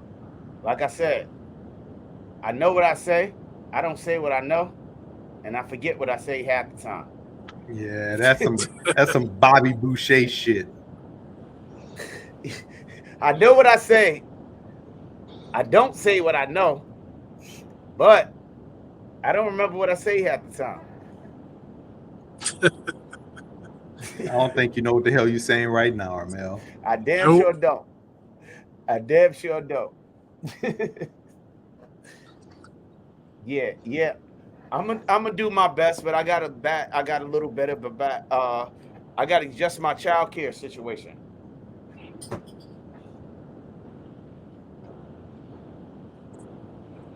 I'm not drunk. No. I'm just sitting here. I had 2 beers. I'm trying to break the ice. You know what I mean? Yeah. So, all right. Well, I guess that wraps it up for the night then. Yeah, unless somebody want to say some shit. Drop that link again. See if somebody want to add on again. Because it looked like more people came in, unless I'm tripping. I think you're tripping. Mm. That motherfucker, he got luggage and everything. Yeah, man. I think Grandpa getting sleepy. Say what? I say Grandpa getting sleepy. Oh shoot, man! I got an early morning tomorrow, man. Yeah, I gotta go to DC tomorrow. I'll be up your way tomorrow. I gotta go to DC tomorrow, and I gotta do this other thing before I do that. The hell with DC. Yeah, so it's DC Tuesday, bro. And I think we'll be in Georgia around the end of the month for a couple of days. So yeah, so their thing is May 25th. They're gonna be down at the pit, but I think he has Whiteside has more of the information. But it'll be a good trip. I might have to pack up DC money and smashing that bass and ride.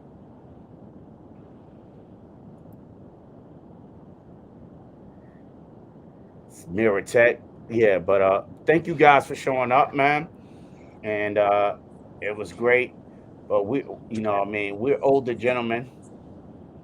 And sweat, somebody came in. I came in. What you mean some damn jump out the helicopter type dude? Hey, yo, That's hey, you, whoever that man. is, man, there's only one person that can be blacked out. You got to turn your light He on. talking. You said what now? He talking about jump out the helicopter. What do you mean by that, Armel? Yeah, so Joe Vaught is a jump out the helicopter ass dude, right? But he no longer do that because he got bad knees. You know. And so now he's a big head scientist. Yo behind is the old night vision riding ATVs in the darkness ass jump out of the helicopter action junkie dude. So that's why I call you to jump out of the helicopter dude. Man, you know what, man? We gonna turn you into a jump out the helicopter type dude. See, if you ain't got the ATV, the dirt bike helmet on, you had the night vision on, all the goon shit. You got to figure out how to turn this shit off. Hold on. Uh-huh. Yeah, but real, I got you going through my headsets. I was listening, but that was a hell of honestly, bro, that was some real good information that people really underestimate, and I see it on a week-to-week basis. Well, people, it could be no damage, and they end up losing their house, or they end up having $10, $15, $30,000 worth of damage by not knowing how to turn off a water, turn off the water, or, overloading the circuits. That was some valuable information, man. Yeah, turn off that gas. Yep, the gas. Valuable information, bro. Valuable. Yeah, I just want everybody to educate and inform themselves, you know what I mean? Turn this And be shit as off. prepared as possible. Because ignorance is no longer an excuse these days. Ignorance is no longer an excuse. You know what I mean? Ignorance is a synonym for being irresponsible these days with all this information at this Google machine has available for us. The only thing we have left is to apply and practice and learn. Yeah. But honestly, though, bro, I was in the background listening. That was real good, bro. Dag, I can see me through your glasses. You said what? I can see me through your glasses. Well, that's the first time you seen yourself, you blind mother. Oh, I can't cuss. Sorry, Ray. He almost made me lose my religion. Man, you got a mouth on you. Boy, oh boy, you don't know. Yeah, that's our Mel, man. We know how you roll. Well, Nah, I ain't but gonna no, say Mel. it today. Hey, we're at that point, man. We're at that 140 mark. So Yo, please, everybody, hit that like button, man. Leave a comment on the thing. We trying to and tell your friends about us. Tell your friends to tell a friend. You know what I mean? Recommend it because we over here humbly and we doing our best. We doing our best for everybody, man. And I don't think a lot of people understand when we see those numbers grow. It feels so good, man. You know, and that's really satisfying. You know what I mean? I know it's satisfying to me. I don't know about these other two jokers. You know, when I see those numbers go up, and I get, I'm talk to people who are in the chat. It feels real good, bro. is it satisfying like a Snickers? Yo, I love the love, man. But I want to spread the love. You know what I mean? So just hit that like button. Tell them about old crazy ass Armel, the big head scientist, and Grandpa over here. We trying to do our thing and provide y'all with some good information and dialogue. They call him the big head scientist. Damn, man. Call that Joker I'm Yakub. your local neighborhood hood cat, man. I didn't make that term up, bro. I was in a live, right? I was in a live.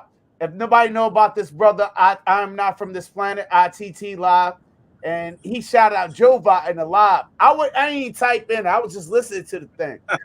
Right? I didn't even chime in. That fool said, we got the scientist Jova in the house. I cracked the hell up, bro. I couldn't help myself. Yo, he said, and Ray.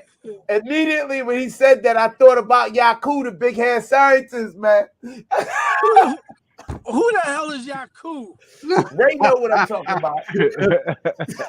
We gonna have to school you on that one. We gotta school you on that one. Y'all some grown ass. Ray know what I'm talking about. Integrity note too. Yeah, he said y'all cool. Damn. But that shit messed me up, man. Ray, end this, man. End this shit. Yeah. Nah. Hey, look, everybody have a good night. Have a good week. Don't end it. Let it roll, man. Let it roll. Okay, all right, man. Come on, y'all need to figure this shit out. That was funny, man. I didn't even say nothing. I ain't even chime into the chat that said, "What's up?" But I was like, I just laughed my ass off. Who the fuck is Yaku, man? Well, we're the big head scientist, man, that worked with magnetism. He was one of the geniuses. I don't know what the fuck you're talking about, man. Google. I am. As soon as I get to a place where I can stop. Yo, man, that shit cracked me up. And I ain't make that. I can't take credit for that. If y'all didn't check this brother chat out, man, is I am not from this planet. My man called Joe Va the big head scientist, bro. Nah, he just called Joe Va the scientist. I was like, I laughed for like 10 minutes before I chimed in, bro. That shit was funny. I ain't jokes, man. I got jokes, but that was the funniest shit I ever heard, bro. That made my weekend, bro. What's up? Hey, Amel. What's up? I want you to repeat with me. I want you to sing nights like this. I wish raindrops will fall. No, I ain't gonna do none of that, man. Nigga, you look like that. You look like that dude. I ain't gonna repeat nothing, man, because I don't know what the hell I'm talking about, man. The 5 heartbeats, man. He You called know him what the I big mean? head scientist, man. That's mean, man. That was mad. That was mean, man. Yeah, but yo, everybody, please share us, man. Come on. Put the word out that we out here. You know what I mean? Put the word out that we out here because it feels good to see a channel grow. And I really think, these brothers up here, we could give a lot of information out here that's missing. And I think just having this live, it was something that wasn't really that wasn't covered a lot, like a lot of information there. And I'm sure we could give even more. We could get it even more detailed. You know what I mean? But just give us some support. You know what I mean? Keep showing us love because we love y'all. You know what I mean? Facts. Yeah, we love Stop y'all. going to the gas station at night unless it's really necessary. Yeah, I ain't pulling up at no gas station at night. I ain't pulling up to no gas station in the morning. Shoot. Yeah, them lights got to be on, and that Yeah. sun got to be up. Yeah, the sun got to be up, bro. That's funny. I'm gonna go to the gas station right now. Hey, Joe Joe Bob. I mean, hell. Joe Bob, you remember Joe you Bob. said you said keep a cell phone? Yeah. It was an elderly lady. I think she left out of Virginia coming down to North Carolina, and she went, bro, and she ran off the road, and they looked for her, bro. They didn't find her like a month later, and she was right Ooh. off of 85 in just maybe like 5 to 10 feet in a wood area. But yeah. And they could not find her because she did not have a cell phone. Yeah, just like that overgrowth. And And sometimes her like cell also, phone was dead, probably. No, she didn't have one. She didn't Not have at one. all. Not at all. It's a lot, bro. You'll be surprised. A lot of. It's not a big amount, but some elderly don't have them, or they had a flip phone. yeah. And then also one of those things too, like if you have a newer vehicle, if you got satellite radio, if you got OnStar, they can also activate that and ping that and everything else, and then like check your locations. They don't tell you that stuff, but they can because your Yeah. Even your car's insurance thing, when you plug up the insurance thing to monitor your car, you're driving, that's also a locator as well. You yeah. know your iPhones on the last. I forgot when on the last update. They can now. Your phone can be tracked even with it powered off. Yo, if you got one of those Apple Watch, they can track whether you alive or not, bro.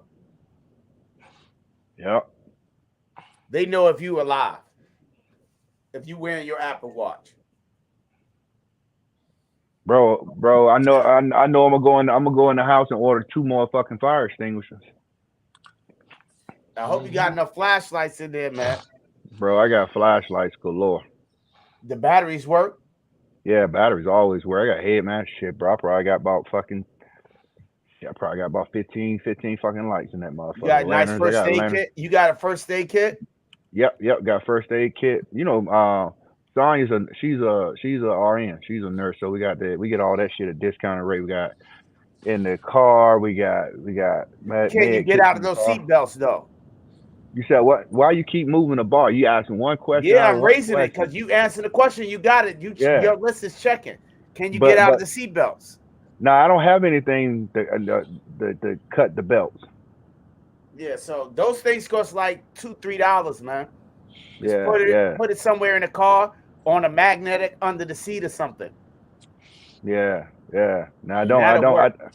I don't have all my I's dotted and my T's crossed, but But we that's a moving $2 towards it. thing that you can take care of. Yeah. Yeah, that's crazy right there. What, Guy Ray? died in the water system, and the So what's people were that, Ray? drinking the water. He was dead for a month. You said what, Ray? Yeah, Carbon had put this up. A guy, I guess he had died in the water system, and I guess that's Taiwan. Uh-huh. And people were drinking the water, the same water that this guy, the system that he was stuck in, or died in. Yo, that ain't nothing, man. The Atlantic Ocean full of goddamn 9 million or 12 million slave bodies that they dumped over. And I don't know how many yesterday, and we still purifying and drinking that damn water. You know what I mean? So every water body got body. Every body of water got human bodies in it, and that's how I look Now, at it. now speaking of that, now how about water purification in your anybody keep I water don't think that's a purification in your necessity car? for an emergency. In the house, yes, but in the vehicle, I think you should have some sort of water in the car and some part of climate protection, whether it's sunblock, what is it, chapstick, or just a jacket, a hoodie. I know Cass always keeps hoodies in her car, in the car. Bro, I keep an entire change of clothes. Bro, one day That's it not, saved but a my hoodie, look something to keep you warm. yo, one day I was dropping the boat. I went fishing early in the morning. It was frost on the fucking dock, and my damn foot slipped. And I was going carefully, and it still slipped. And bro, when I hit that damn dock, and my damn left leg and my right leg was fell, and I was holding myself on. Bro, if I didn't have them change of clothes in the damn car, I would suffer, bro. Always keep a change of clothes with you all the time. Yeah, I don't Yeah, do. I keep like a. I always have a jacket on because it's always cold. At the office, so I usually have a jacket on all the time. Um, but I just a change of clothes is good. But I just think you just need something to fight the weather off. Worst yeah, case yeah. scenario. I teach my children, all depend on the environment and the season. Always keep clothes because okay, you might be in a nice warm car. If that shit break down, people are not as kind as they used to be. Keep people ride right by your ass, you Yep. know. It sure would. And you don't want to be getting in the car with everyone either Yep. nowadays. So I always tell my children, keep always keep some with them. When you never underestimate and never rely on something mechanical because it'll fail. You 30 40 50 miles out, that's enough time to leave here. And make sure that phone is charged before you leave the house, bro. And you got that backup thing like Joe got, and that thing is charged. Because I know that happened to me 1,000 times. I have the backup charger and the backup charger dead. Make sure your devices is charged, bro. Because it happens to me, man. I can only tell you from my mistakes. Because I be having all that shit. The shit just don't be working when I needed to work. Didn't you mention Carbon Q was selling something? Yeah, she is. Carbon, you could drop your information, the link down for where your stuff is. And yeah, I learn from mistakes. I'm a hard headed hood cat. You know, You everything I suburb you learned was from you dad you going, you from the suburbs now, bro. You too far gone now. You yeah, suburb. but I take shit for granted. But it's just a hard lesson learned. I learned every daggone thing, and I ain't. Yeah.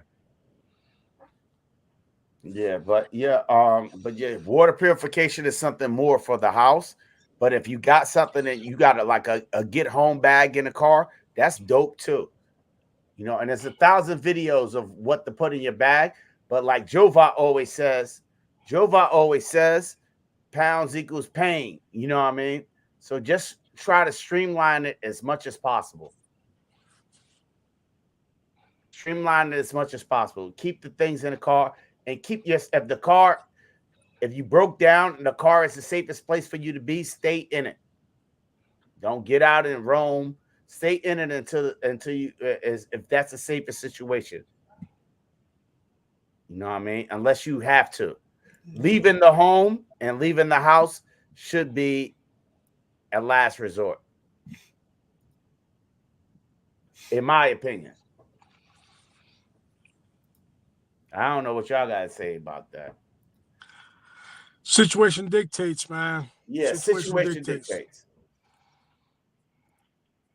Safe, safe position. It depends on the situation. I think stay put until help come around, or get the hell out of there. but have that bag ready or the things you need ready for whatever the situation may be. The worst, prepare for the worst. Yeah, Hope for the but best, prepare for the worst. it's one of these things. I got this fantasy. I'm going to throw my bag on my back and walk out of the situation and everything else. And that's like the furthest thing from the truth because, like you said, I'm driving around the parking lot for 20 minutes trying to get the closest parking spot to the store I'm going to go into. So I'm not physically fit to walk 2 miles with, you know, a bottle of water. I gotta stop and take a knee and do everything else. Now let's change that to where it's raining or it's hot. The environment isn't friendly. I'm not fit to walk 2 miles uphill. So we probably need to get into a little bit of better physical conditioning and endurance. You Mhm. know, that will help out a lot. And you know what's crazy though? A piece that we didn't miss. I think it's good to have a hat. Have a hat, whether it's a knitted cap or something to keep the sun off your eyes if you're in a relatively hot environment. But for real, this thing here is kind of sort of a safety device. Yeah. So also just keep in mind, right? When you start worrying about like dressing for the environment, like even if it's like you're in sunny Florida, sometimes it's cool to have a lightweight long sleeve shirt because it helps you to stay cool with evaporation and sweat off your skin. Hat and sunglasses, right? Wear a hat in the wintertime helps the heat from escape and wear sunglasses in the wintertime, if you're in a place with snow, you get that snow reflection, you can get snow blindness. There's a whole myriad of things. Right now, these are like the five things I got in my truck. I got some water, I got a change of clothes, I got a recovery rope, I got a cell phone charger and a cell phone. And First then aid you kit. go from there. You go from there, right? You Well, we know, got 3 minutes left. Ray, take us out of here. Shit, I took us the out 30 minutes ago. WB. Well, thank you guys. And remember, just pass this love on, man. We got so much we want to do, but we just need the party to get bigger, man. A party ain't a party without you. That's it. Armel said he got a lot of love to give. I got a lot of love to give, bro. And He I ain't said talking no about that. Diddy. I'm saying no Diddy, no Diddy, no Diddy love, no Diddy love. That Rilla, man. That Rilla, that empowerment. You know what I mean? I got the love that you can spread. We got the love over here that you can spread. Pause. That Pause. shit didn't even sound right, Armel. I don't know. I'm just talking shit, man. Leave me Pause. alone. He Oh, got excuse me. Let me stop. the type Leave me of the love heck you can alone. spread. Pause. Hey, with that note, hey, everyone in the chat, have a good one. Yeah, 'Cause y'all take it easy. Have you a good can't come week. back from that. I'm Nah, sorry, y'all, but nah. y'all spread the love, man. We having fun over Now here. he wants to spread the love too. Hey, you know what? Let me go and end this before Mel say something else wrong. Y'all take it easy.